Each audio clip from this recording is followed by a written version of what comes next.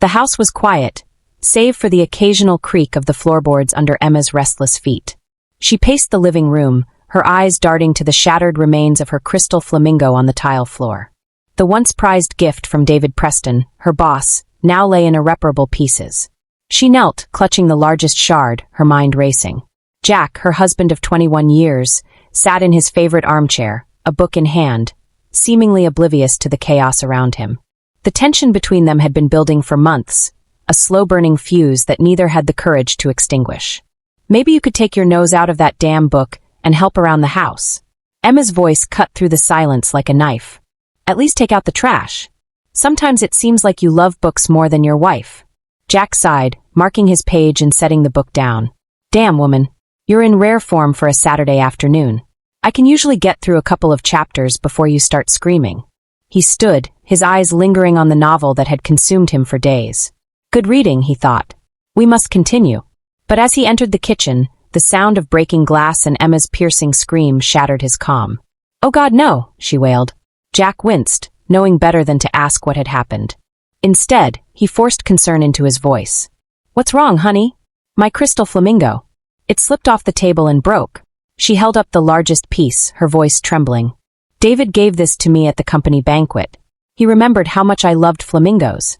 Jack's jaw tightened at the mention of David Preston. The man had been a thorn in his side for months, always sniffing around Emma, always with a gift or a compliment. Jack forced a sympathetic smile. I'm sorry, baby. I know how much it meant to you.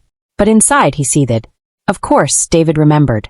He's probably memorized every detail about you. The argument that followed was explosive.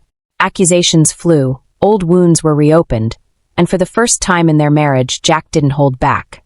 You think David's so perfect, don't you? Jack spat. Always knows what you like, always there with a gift or a kind word. Well, let me tell you something, Emma. He's not the saint you think he is. He's after one thing, and we both know what it is. Emma's face flushed with anger. You jealous jerk. You always think the worst of people. David's just a friend. A friend who's taking you to Vancouver for 3 days? Jack shot back. Yeah, real friendly. The room fell silent, the weight of his words hanging in the air. Emma's eyes narrowed, her voice cold. If you're so convinced I'm cheating, then maybe we don't belong together anymore. Jack's heart sank, but he refused to back down. Maybe we don't. The next few days were a blur of icy silence and unspoken regrets. Emma packed for her trip, her mind a whirlwind of emotions. She replayed Jack's words over and over, wondering if there was any truth to them. Was she really falling for David's charm? Or was she just desperate for the attention Jack had stopped giving her? Meanwhile, Jack buried himself in work, agreeing to a last-minute trip to Valdez, Alaska to survey oil leaks in the Gulf. He brought along Marie, a young environmental engineer who had made no secret of her admiration for him. The tension between Jack and Marie was palpable. She was beautiful, smart, and clearly interested in him. But Jack was determined to stay faithful, even as his marriage crumbled. One night, after a long day on the water, Marie made her move. Jack, she said softly, her blue eyes locking onto his. Do you find me attractive? Jack hesitated, his heart racing. Marie, you're a beautiful woman. But I'm married.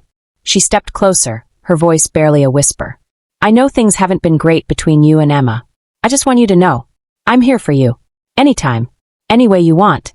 Before Jack could respond, she kissed him, her lips soft and inviting. For a moment, he was tempted. But then he thought of Emma, of the life they'd built together, and he pulled away. I can't, he said, his voice firm. I love my wife. Back at the hotel, Jack was still reeling from Marie's advance when he heard a knock at his door. He opened it, expecting to see Marie. Instead, he found Emma standing there, her green eyes filled with tears. Jack, she whispered. I'm so sorry. For a moment, he was too stunned to speak. Then he pulled her into his arms, holding her tightly. I was wrong, she said, her voice breaking. About everything. David, he wasn't who I thought he was. And I realized. I almost lost the only man I've ever loved. Jack's heart swelled with relief. Emma, I love you. I always have. But we need to talk. Really talk. They spent the night reconnecting, rediscovering the love that had brought them together in the first place. And as the sun rose over Valdez, they made a promise to each other. No more secrets, no more lies. The shattered crystal flamingo became a symbol of their renewed commitment. Emma threw the pieces away, vowing to let go of the past. She quit her job at Preston & Sons, choosing instead to focus on her family. Jack, in turn, made a conscious effort to be more present, to show Emma how much she meant to him. They began dating again, rediscovering the joy of simply being together. As for Marie, she respected Jack's decision and eventually moved on, finding love with someone who could give her the commitment she deserved. The story of Jack and Emma became a testament to the power of love, forgiveness, and second chances. It reminded them, and everyone who heard it, that even the strongest relationships require work, communication, and a willingness to fight for what truly matters. Love isn't always easy, but it's worth fighting for. Sometimes a crisis reminds us of what we stand to lose. And sometimes, the broken pieces of our past can be the foundation for a stronger, more beautiful future. If this story touched your heart, don't miss our next tale, a gripping journey of betrayal, redemption, and the unbreakable bonds of family. Trust us, you won't want to miss it.